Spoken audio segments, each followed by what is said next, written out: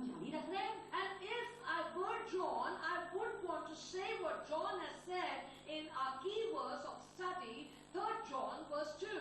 और अगर मैं यूहन्ना होती तो जो यूहन्ना की तरह जो हमारा कुंजी वचन है यूहन्ना की पुस्तक में वो कहना चाहती हूँ। He said, उसने कहा, Beloved, I wish above all things और मेरे प्रियो मैं ये प्रार्थना करता हूँ हर चीजों में that you may prosper ताकि आप सफलता पाओ and you may be in health, और आप सेहतमंद रहो, even as your soul prospers.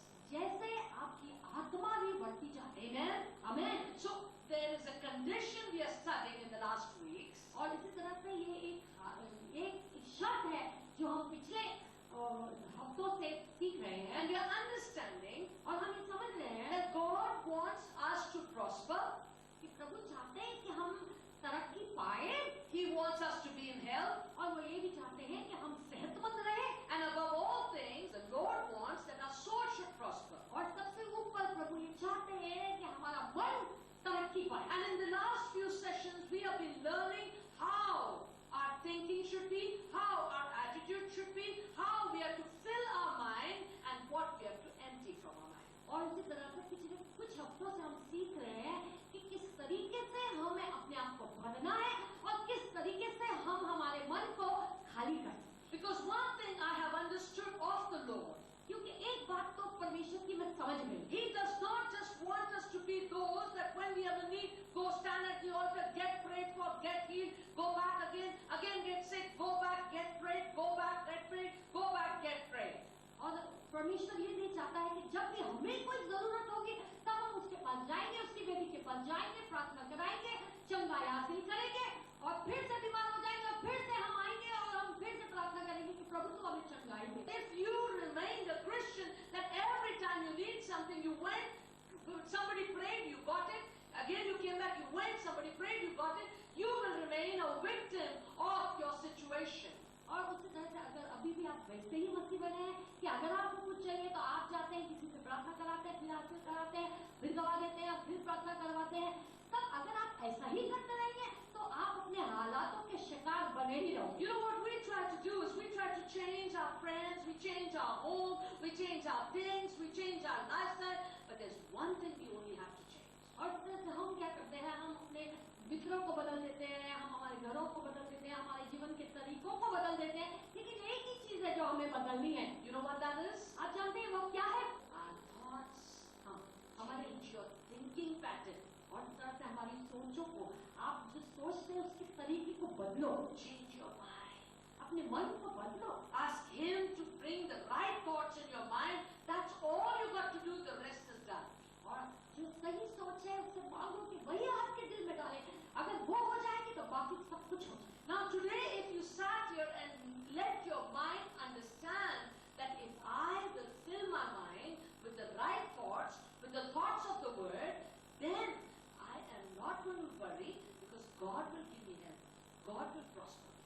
और इस तरह से आज अगर आप यहाँ पे बैठ के यही सोचे कि मैं जो हूँ कोई भी गलत चीज अपने दिमाग में नहीं लाऊंगा, जो सही है वही लाऊंगा, तब परमेश्वर आपको तरक्की भी देंगे और आपको सेहत भी देंगे। See, I'm going in a very slow and steady form because the Lord wants not only you to understand your healing and not only understand your prosperity, He wants the church to become a church that will walk in miracles.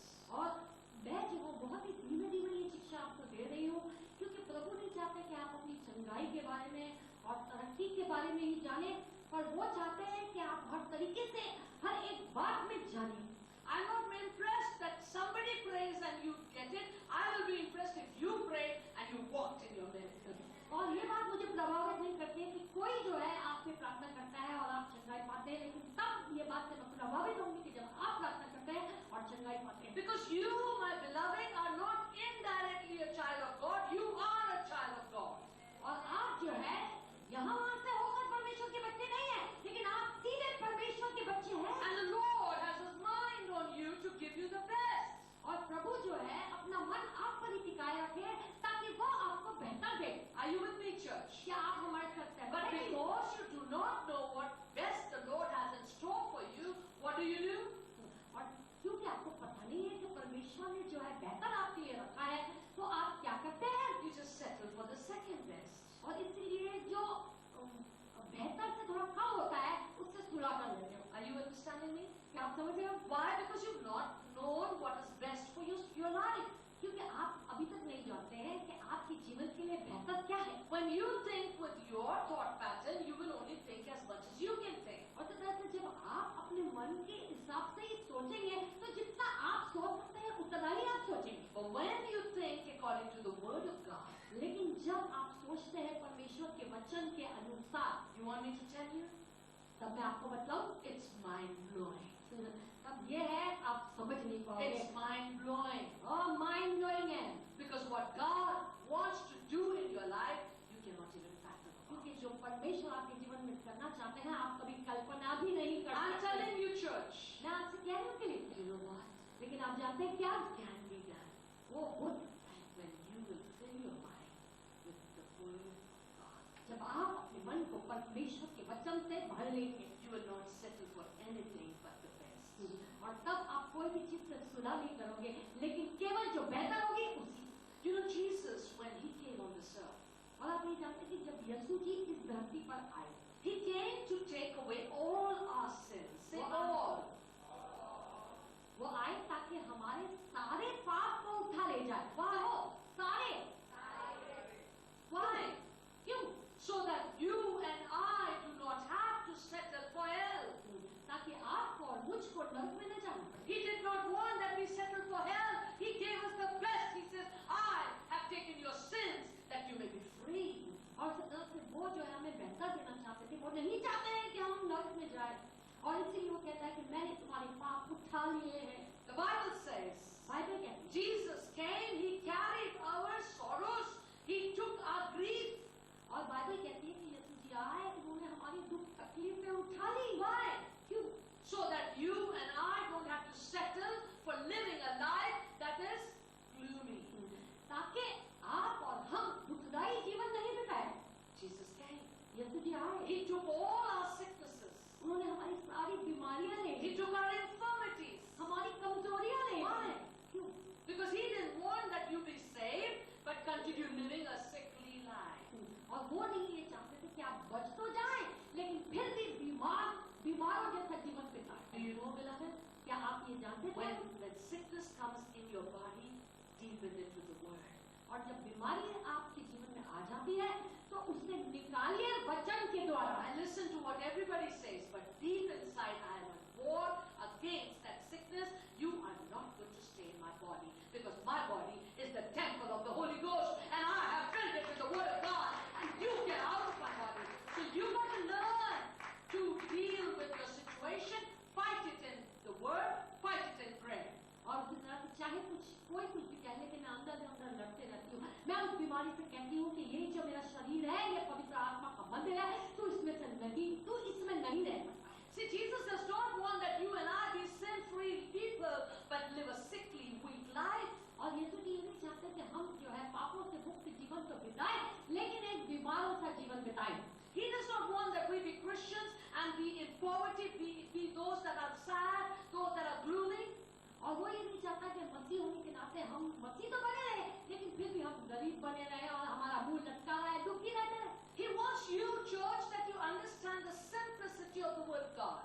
और वो चाहता है कि साधारण तौर से आप परमेश्वर के वचन को समझ सको। What does the Bible say? Anybody knows that scripture? My people perish. What is it? Because of lack of money? Because of lack of anointing? Because of lack of provision? Because of lack of what? Knowledge. और आपको पता है वो वचन कहता है कि मेरे लोग बर्बाद हो रहे हैं। किस कारण? पैसों के कारण, अभिषेक की कमी के कारण। किस कारण? ज्ञान के कारण। Why? क्यों?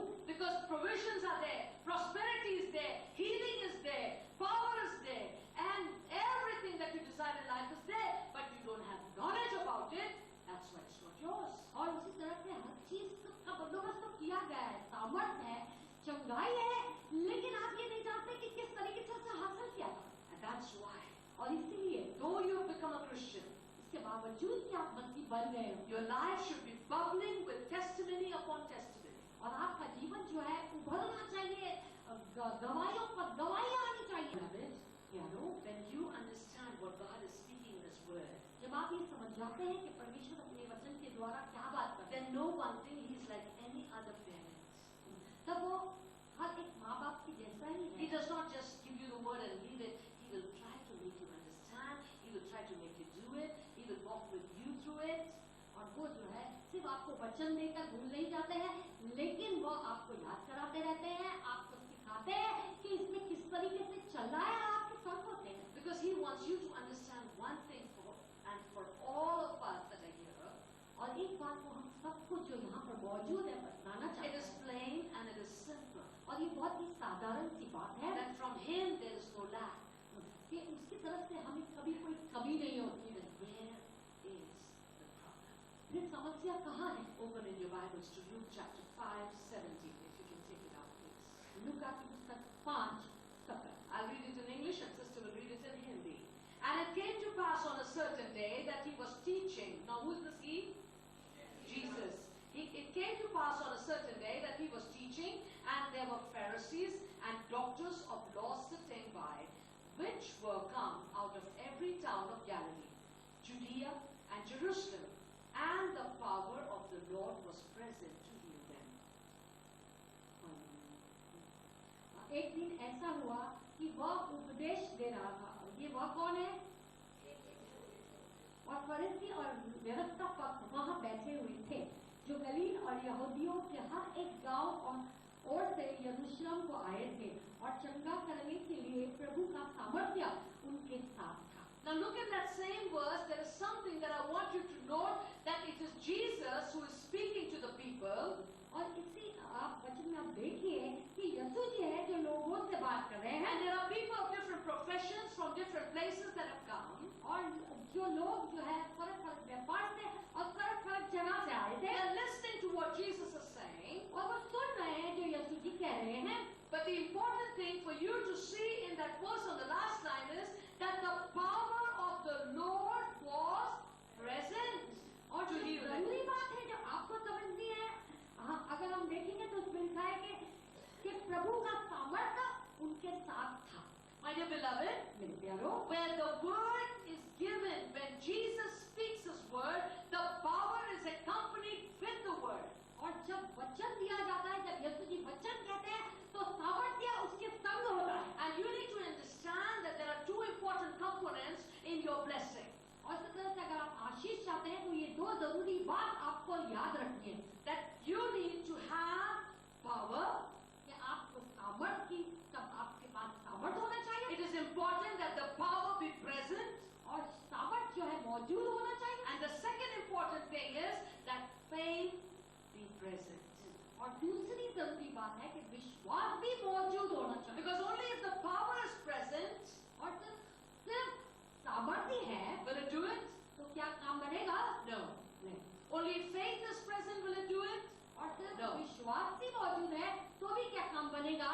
नहीं। That is why you see what Jesus is God himself in flesh on earth, bringing down the power of God from heaven upon this earth. और यीशु जी जो है वो खुद परमेश्वर है, गैदारी होकर इस दुनिया में आए और परमेश्वर का सामर्थ्य इस धरती पर ले आए। And wherever Jesus ministered while he was on this earth, और जब वो इस धरती पर थे और जहाँ भी यीशु जी ने सेविकाई की, did you see in the Bible anywhere where it says, by my power you are healed, by my power you are delivered, by my power you will walk? Anywhere? और कहीं में ऐसा लिखा है कि मेरे सामर्थ्य से तुम चंगाई पाओगे, मेरे सामर्थ्य से तुम छुटकारा पाओगे, कहीं ऐसा लिखा है? Wherever you will see 2/3 part of the Bible, it says, by your faith be healed. By your faith you are healed. By your faith rise up and walk. और इस तरह से 2/3 जो बाइबल है उसमें आप ये देखेंगे, उसमें यही कहा है कि अपने विश्वास से तुम्हें चंगाई मिली है, तुम्हारे विश्वास द्वारा ही उठो और चलो।